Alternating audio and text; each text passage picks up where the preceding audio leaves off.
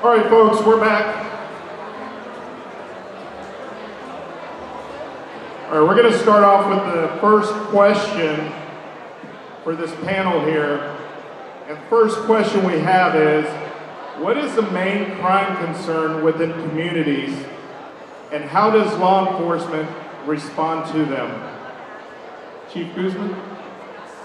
Hello. First of all, good morning. It's truly an honor to be here with our Asian community and everybody that's here in attendance. The mayor was right, looking out from this view. It's an amazing view. So I'd like for everybody to at least, if we can give a round of applause to everyone that's here. Thank you for making this possible. If you guys could keep the volume down, please, so we can hear what Chief has to say. But to the question, what are the crime concerns of a community? That's very specific depending on the community.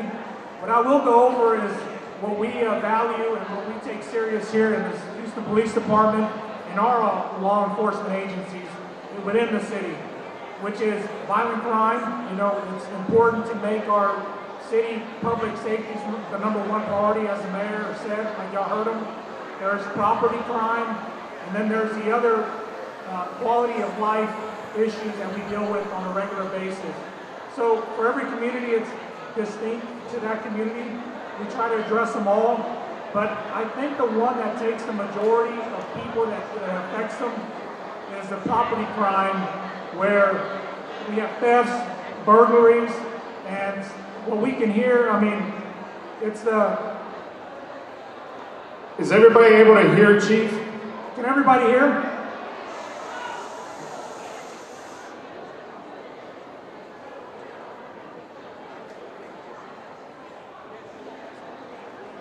If you guys can have a seat, that way you can hear what he's saying.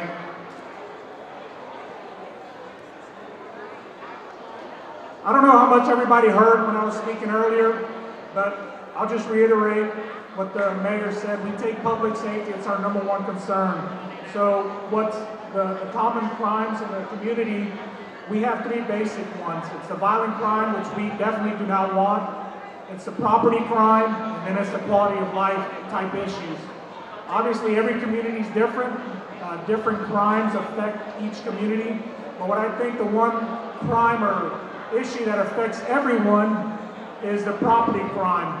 And what we probably see it the most is the thefts, the burglaries, and if y'all are familiar with the terms of juggings and sliders, that's probably one of the biggest concerning crimes that we deal with, that everybody faces. If you're not familiar with it, that's when people go to the bank and then they get followed, and either they stop off somewhere and their windows get broken, or they get approached and their money gets taken from them forcefully. Again, we take all crime serious. We try to address it all. Number one being violent crime, that we do not want anybody to be a victim of violent crime. If anybody, like the mayor said, puts a gun to your face, we definitely want to hold those people accountable, capture them, and go through the legal process. But another thing I want to say about that, what the crime, it's letting the police departments and all the law enforcement people know what is affecting them. So it's communication with our communities. And I can say, you know, for whatever reason, sometimes communities are hesitant to report. I think that's gotten a lot better, at least from the Houston Police Department standpoint. I know it's gotten better because we're starting to reflect what our communities look like. I know our Asian officers have increased tremendously in the ranks that we have. I've seen it firsthand. We need to continue to do that, not only with our Asian communities, but all our communities throughout the city of Houston. We're a very diverse city, but having a reflection of what we look like builds that trust amongst our communities, where people can reach out to us and tell us what's affecting them, so we can respond properly to address it with whatever plans we need to put in place to make sure that doesn't happen.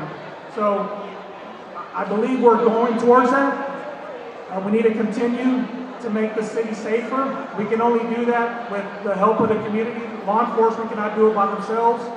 And even though we have a ton of different law enforcement, like Metro here with us, we still need the help of the community. But for specific crime concerns in the community, we only find out by community having that relationship with the community and them telling us what's going on and then us addressing it specifically to what's concerning to that community. Thank you, Chief. And I think he brought up a very good point. A lot of this, the community has to report the crime in order for the police to assist. If we don't step up and report the crime, there's no focus. And that leads us into this next question that's real important. What recommendations do you have for citizens to overcome cultural and language barriers when reporting crime? And I'm going to let Metro Chief Bantine address this question. Well, I didn't realize I'm going to be next. But Mayor, after that speech, I think you kind of pumped everybody up a lot. So I just asked y'all to kind of calm down a little bit, so we can hear this. This is important stuff. I know it's difficult. The boss is up here just routing everybody up. Even after 30-something years in the military, I'm still pumped up, right? So I just need to ask if I'm just going to level that off a little bit so we can hear this. This is important. Especially this question to a lot of our community members out here. Mayor made a great point earlier. He named some law enforcement, elected official, DA's office, but the most important thing is, it is you. So this information needs to be delivered to the right audience, which is everybody here today. So I asked y'all, so the question is, because of the language and the cultural gaps, how we properly report crime? That is a great question. So I think I am somewhat qualified to say this because as an immigrant and with parents that still barely speak English and are growing up, I can definitely see the gap. But the way we can mitigate this is important, and how we address and how we communicate is important. So with that said, first and foremost, when a crime occurs, make sure everyone understands that we have a language line available to us. We have language capability from the phone call to even to a large degree, we have live person to make those translations. Make sure we request those services. However, I have been the receiving end. Sometimes those language services are spotty. From a ethnic Chinese speaker, there are multiple dialects, and sometimes what you say can be lost in translation. If the language line is not your preference, I would highly recommend the fact that you bring someone you trust, meaning a close friend or family, to bring and conduct those translations for you. But also, with technology, it is beautiful. You can actually type stuff in, and they can translate, and respectively in English and vice versa, different languages, right? There are many capabilities out there. Make sure you familiarize yourself with the language apps and use the apps accordingly. But the most important thing, sometimes what we say and what we think and how we express it is different. Just make sure you have the ability to kind of write it down. So when you submit those documents per se, especially when you're a victim of crime, that's going to be critical. This is why this is important, and I want y'all to listen to me on this. When a crime occurs, you will probably experience the most critical moment, being not one of the most critical moment in your life. So sometimes it's going to take some time to reflect. So you have to report a crime in combination, in conjunction with the language gap and also the culture gap. I want you to kind of write it down to refresh your memory. So what you say has to be accurately reported so law enforcement can go and follow those leads. But this is the piece I want to highlight. This is the most important thing. Meaning the fact that all residents living in Houston, the greater Houston, you kind of have to know your rights in a lot of ways. For the record, we are here to ensure public safety, and public safety is the most important thing. Whether your immigration status has absolutely nothing to do with what we do, right? We're here for 4 primary objectives: enforce the law, reduce crime, preserve peace, and most importantly, providing a safe environment. And that's just not for Metro. I can somewhat overqualify for HPD because I spent over 25 years there, and I've worked enough with Harris County Sheriff's Office. I can kind of represent in that voice, and most important, I got DA down there too. So I guess I'm spot on. So thank you for the question. Thank you, Chief. I know we're switching the questions up. Hey, it's law enforcement, you gotta be on your toes, right? All right, that leads to the next question. So how do you report a crime? And what is the process for dispatching? And before I let Captain Clinton and Captain, I'm gonna try to say his last name again, Tromita. I'm gonna have it by the end of this event today. So I want to add to that because there is a common myth circulating on social media that posting videos of a crime and what is that video that everybody's seen a lot of? It's Grizzly Hood News, right? Everybody's familiar with that? So, or posting videos on, or incidents, they write about it on platforms like WhatsApp, X, Nextdoor, or Instagram. I think a lot of the citizens believe that if they post all of that online, law enforcement is going to start to look into it and start the investigation from that point. I'm going to let Captain Clinton and Captain Tromita. Thank you for the question. So the way you report a crime, of course, if it's an emergency, you want to dial 911, right? For all emergencies. If you're reporting a crime and it's not an emergency, it's important to know this phone number that I'm going to give you. The non-emergency phone number that you need to call is 713-884-3131. Again, the non-emergency phone number is 713-884-3131. The other question was, what's the process for dispatching a call? So if you dial the emergency number or the non-emergency number, your call will go to a call taker at the Emergency Communication Center. This call taker will ask you a series of questions about the crime that's occurring. Based on the answers you give the call taker, the call will be coded a certain priority. For instance, if someone broke into your house 3 hours ago, the priority will be lower than if someone is breaking in your house right now. That's an active crime that's going on right now, and that's a higher priority. So after you answer the series of questions from the call taker, that information will go to the dispatcher. The dispatcher will then dispatch the calls based on the priority of the call.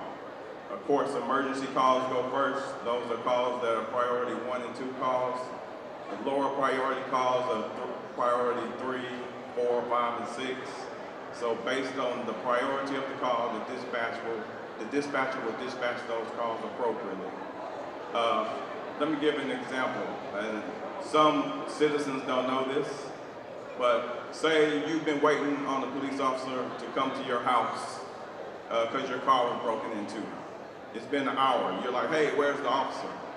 Sometimes the officer can be en route to your house, driving to your house to do the police report for you. Then all of a sudden, a shooting will drop in that area. So the officer that was coming to your house to do the report, the dispatcher will pull that officer from that call, and that officer will have to go to the higher priority call.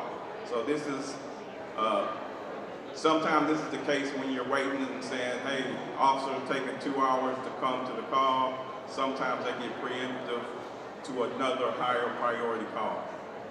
But that's basically how you report a crime and the dispatcher dispatches the calls.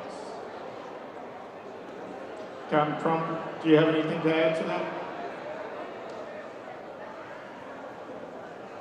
I'm gonna do a quick plug for the Harris County Sheriff's Office. We are hiring dispatchers, and they do have a table back there, just in case you're interested. All right, so moving on here. As Assistant Chief over Patrol Region 3, what do you see as your priority for the community in terms of crime prevention and investigation? Good morning, everyone. I'm honored to be here, and it's a great view from the stage to see all the people that showed up today, the business owners, the city leaders, and all the volunteers to make this possible. My partners here that talked about crime when it occurs, what to do. I'm briefly going to talk about how you can prevent it from happening in the first place. So here's some things that help me prioritize my crime prevention and how to deploy my resources to ensure that crime does not occur. Some of the tactics I use, I look at the stats, I look at the crime, what kind of impact are they having in the community, they create strategies and deploy resources to those areas to ensure that crime is prevented from the get-go. So here's the 5 things I do in PR3 that I have received positive feedback that it really does work, and this is done collaboratively with our large women partners, with our community members, and also community city leaders as well. The first thing I do is identify the problem. What is it? Is it homicide, juggings, B&Bs? There's a saying, once you identify the problem, you're halfway there to solving that problem. The second thing I do is what I like to call community policing. That is building trust with the community members, so that way you can collectively come up with a solution to resolve those issues. I'll give you one example. Just this Saturday, my team, we were out here riding bikes, hitting the Chinatown because there were increase of burglaries, and we were doing B&B cars. We also came here to this community center and met with the community members to build that trust. The third strategy I do is what's called hotspotting policing. This is identifying where most of the crime is occurring. We deploy more resources in that area to prevent it from occurring in the first place. We cannot go about without dealing with our youth. And those are programs of what I like to call early intervention. And that's dealing with our youth, such as we have PALS, we also have other programs that engage the youth, especially after school, where they're more prone to commit different types of crimes. The last thing I want to talk about is, this is very important, and that is public awareness campaigns. This could be family violence, B&Bs, juggings, auto thefts, you name it. So this is some of the things that I do in PR3, which building relationships has lasting impact and also sends a clear message to criminals that you're not welcome here. I hope that answers your question. Thank you for explaining that. And before we go to the next panel here, if I may ask all the friends, all the participants today, please stay quiet. I'm going to announce these 2 numbers for your winning number, and then we continue. If you don't hear, you miss the chance, okay? 641-301, 641-301, 938-586, 938-586. Stay quiet so you can hear your next numbers. Continue, please. Thank you for your attention. Thank you. At the back, did you hear your number? All my friends at the back, would you please stay quiet so we can listen to this very important message. Thank you for staying quiet and pay attention. Thank you. Thank you. That was our commercial, by the way, as they're filming this live. Okay, so the last question we have here on the panel is, and it's a loaded question. So, how do different response teams, DRT, for example, help in hardening targets for businesses or apartment complex? Well, good morning, everybody. To begin, for a crime to occur, we need 3 elements. You need the suspect, you need the location, and you need the victim. Within the Houston Police Department, we work holistically to address all 3 of those components with the intent of preventing that crime from occurring. Specifically with the DRT, or the differential response teams, they specifically work on the location and the victim awareness. So things that they can do on a location, just depending if it's an apartment complex, business, other residential neighborhoods, we can go out and we can do a site inspection. And those things are going to look at what the lighting is, fencing situations, the type of security cameras you have, and just an overall holistic approach of what you can do to harden that location. Whether it's a better type of windows, reinforced doors, there's a lot of things that our officers that can go out, they can do the inspection, they can provide that information to you. And then in addition, on the victim side, it's just awareness. It's allowing and bringing the information toward the community members so they know what type of crimes are going on. Here's kind of the patterns that the criminals engage in.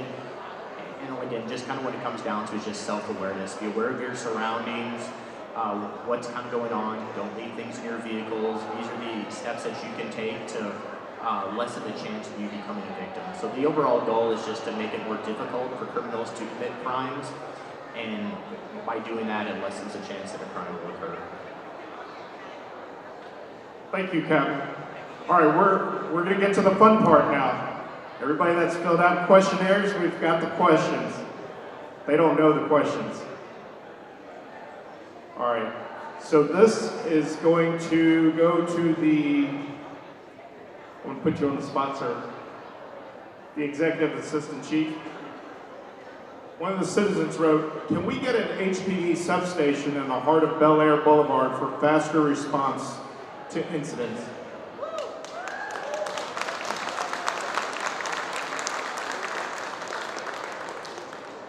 They want to put a HPD substation. Boy, I've really put him on the spot, and possibly mayor too.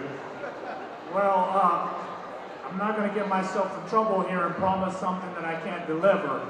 But I can say that with the new contract passing, I'm hoping that our numbers increase where we'll need more police stations.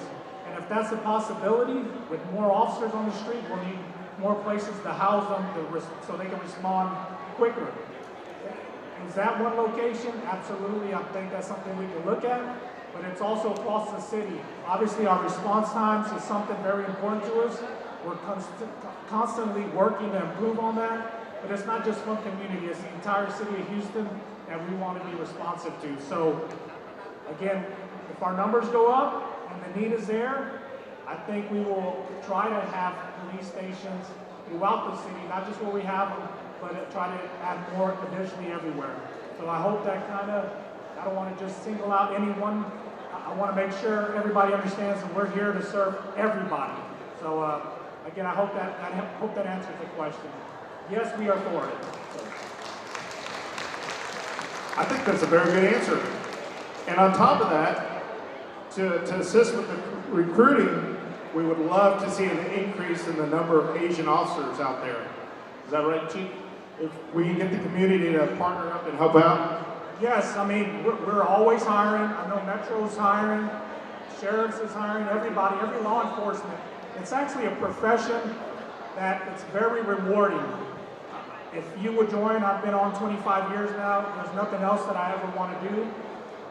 But we are always hiring. Every agency is hiring. Of course, we want to take care of Houston and our surrounding area, but every law enforcement could use the help. And again, it's the community. We are part of the community. If you have somebody that wants a good, rewarding career, law enforcement, specifically HPD, we welcome them. Great, thank you. The next question is, what impact is artificial intelligence, AI, what impact does it have in resolving crime? And how can citizens use AI to make our communities safer? I'll let somebody take a stab at this one.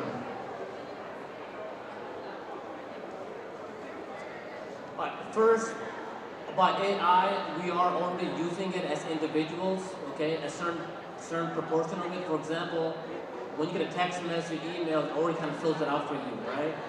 That's already, the AI is already impacting that. But these are some things that different departments are looking into it, as far as managing a caseload, a case management, identifying the priority, which cases should be a higher priority, lower. It kind of has this rhythm, not rhythm, but like a system to it, where it helps identify those. But some of the other things that comes in, the legality aspect of it, right? We still have to do our photo arrays and other techniques which are acceptable in the court systems. But I do see a trend coming with AI. But one thing I do want to talk about is, which has been a topic, is AI crimes, where people are stealing your identities and using social media, pretending to be you or committing other type of heinous crimes, using your facial recognitions. So those are where we are trying to get ahead of that, establish laws, and be able to investigate those type of cases as well. So that's the limited answer I have at the moment, unless somebody else wants to add something else. Well, I guess the question is AI. It is the future. It's going to make us more efficient. We're going to do a lot more.